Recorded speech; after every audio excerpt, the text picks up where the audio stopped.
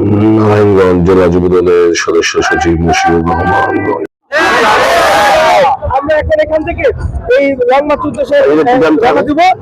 আমরা এখানে যারা আসছি শৃঙ্খল ভাবে সুন্দর ভাবে স্বাভাবিকভাবে যে যেমনটি করে আসছি আমি সেই ঠিক তেমনটি করে আমরা স্বাভাবিকভাবে যার যার বাসে ফিরে যাবো। আজকে এই লং মার্চের মাধ্যমে আবার একটি নতুন সূচনা সৃষ্টি হবে। আবার একটি এই বাংলাদেশের মানুষ আবার এই দেশের মানুষের পাশে থেকে যেমনটি করে বৈষম্যবিহীন ছাত্র আন্দোলনের 5 আগস্ট আমাদের পাশে যেমনটি করে ছিল, সাধারণ মানুষ ঠিক তদ্রুপভাবে আমরা এই ভারতের বিরুদ্ধে যে যুদ্ধ ঘোষণা করেছি সেই যুদ্ধ ঘোষণার মাধ্যমে সাধারণ মানুষ আমাদের পাশে থেকে সেই যুদ্ধ সফল করবে ইনশাল্লাহ। নারায়ণগঞ্জ জেলা যুবদলের এই নেতা দীর্ঘদিন কষ্ট ত্যাগের সাথে রাজনীতি করেছেন এবং নারায়ণগঞ্জের মাঠ কাঁপিয়েছেন, দাপিয়ে বেরিয়েছেন নারায়ণগঞ্জ রাজনীতির মাঠ। তিনি সবসময় অন্যায়ের সাথে বলিষ্ঠ কণ্ঠস্বর হয়ে প্রতিবাদ করেছেন।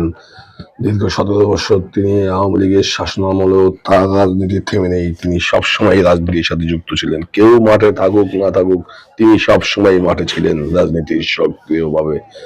তিনি সবসময় মিটিং মিছিল করেছেন এবং অত্যাচারের শিকারও হয়েছেন এই রনি যুবদলের এই নেতা। তার জনপ্রিয়তা ব্যাপক এই যুবদলের এই নেতা।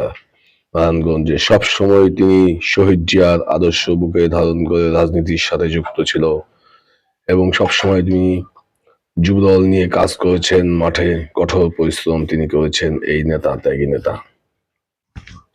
এখন তিনি আজকে লং মার্চে তিনি আগরতলার লং মার্চে তিনি অংশ নেন। সানারপাড় চিটাং রোড বিশাল এক জনসভায় তিনি তাদেরকে নেতৃত্ব দিয়ে তিনি যাচ্ছেন চলে। তিনি আগরতলার উদ্দেশ্যে রওনা দিচ্ছেন।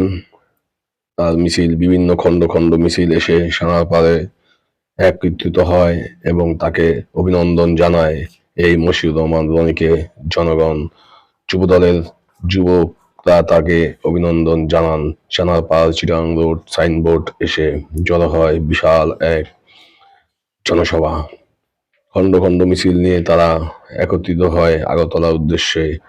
এই রনির নেতৃত্বে নারায়ণগঞ্জ জেলা যুবদলের সদস্য সচিব মশিউর রহমান রনি সবসময় তিনি অন্যায়ের বলিষ্ঠ কণ্ঠস্বর ছিলেন। এই যুবদল নেতা রনি মশিউর রহমান রনি তিনি সবসময় শহীদ জিয়ার আদর্শ বুকে ধারণ করে রাজনীতি করেছেন। তিনি অন্যায়ের বিরুদ্ধে সবসময় কথা বলেছেন এবং তার উপর অনেক অন্যায় অত্যাচার হয়েছেন। তিনি কারাগারেও গিয়েছিলেন, জেলও কেটেছিলেন। তিনি সবসময় রাজনীতির সাথে যুক্ত ছিলেন। এই মশিউর রহমান রনি নারায়ণগঞ্জ জেলা যুবদলের এই নেতা, যুব নেতা। এই রনি কখনো অন্যায়ের সাথে আপোষ করেনি। সবসময় তিনি বাবার টাকায় রাজনীতি করেছেন। কখনো কোনো অন্যায় তাকে ছুঁতে পারেনি এই মশিউর রহমান রনিকে।